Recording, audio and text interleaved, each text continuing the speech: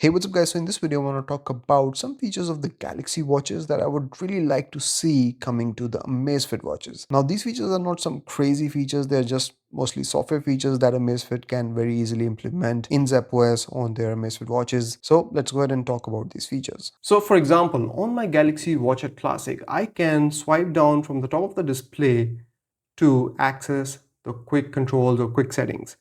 I can access it from any app.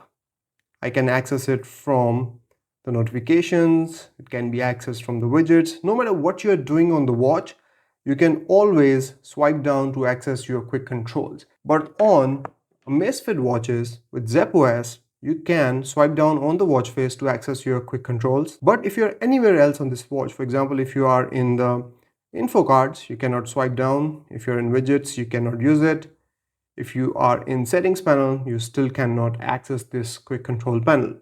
You always have to go back to the watch face and then swipe down and access this panel. Now this limitation really puts a restraint on the usefulness of this panel if it can only be accessed from the watch face. If I'm in any app and I quickly want to turn on or off a setting, Amazfit should really let me do that by giving me the ability to swipe down from the top and access this panel. Now let's talk about the second option.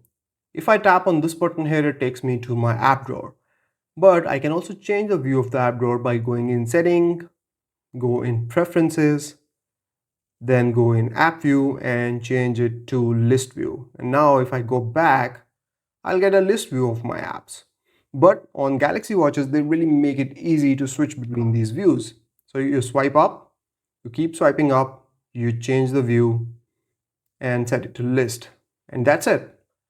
You can change it from the app drawer itself. You don't need to go in any settings and then go in submenus and then find it. You can just change it from the app drawer itself and it gives you your most used apps at the top. Something that Amazfit can really implement on their watches as well. On my Galaxy Watch Classic, I can configure this home button to double press it to go back to the most recent app. Now here you can see that I'm in the settings app and I'm in the button shortcuts. So I can go in double press of the home button and select the most recent app. So what this does is that it allows you to switch between your recently used apps very quickly. It makes it easy to use the watch. You don't have to go back in menus and app drawer and find the app and use it again. We don't have a similar feature on Amazfit watches. Now you do get button shortcuts. So if you go in settings, go in preferences, and here scroll down, you will see shortcut buttons. And you will see that there's a long press up a button shortcut, press low button shortcut, and double press low button shortcut. But if you go in them, they give you all the options to open any app that you have installed on the watch, but there is no such option to switch between recent apps, which is something that I really would like to see on Amazfit watches and ZapOS.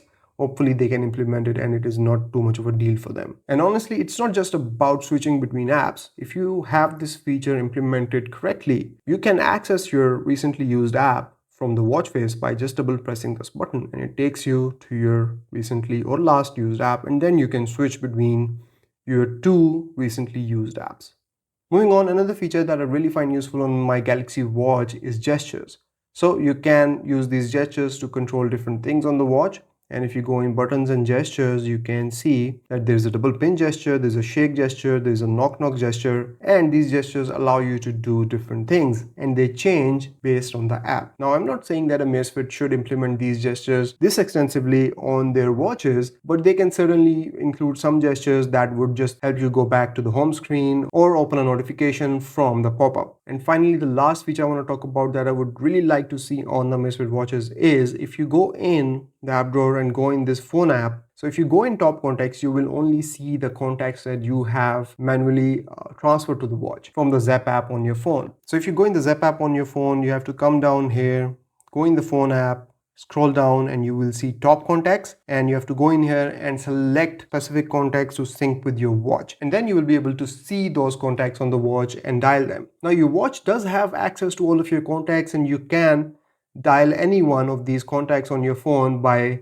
activating Zapflow and then asking it to make a call and it will make a call even to contacts that are not saved on the watch, meaning the top contacts. But I would really like to see all my contacts sync with the watch, so I don't just have to rely on this Zepflow feature to make calls, because Zepflow or AI voice assistants in general can make a mistake in recognizing the name that you're saying. So I would really like to see all my contacts sync on the watch itself, especially with these watches which have more memory. So for example, Amazfit Active Max has 4 gigabytes of internal storage, and Balance 2 and T-Rex 3 Pro have 32 gigs. So there is no problem with space, and I should have access to all my contacts on the watch. I have all of this capability built into my Galaxy Watch. I can access all my contacts anytime I want. I can send them a message and make calls. I don't have to rely on the voice assistant or Gemini to do that. That's about it from this video, guys. These were some of the features that I really like using on my Galaxy Watch. If you have a list of features that you would like to see in your Amazfit watches or upcoming Amazfit watches, let me know in the comments, and I'll see you in the next one. Till then, take care. Bye-bye.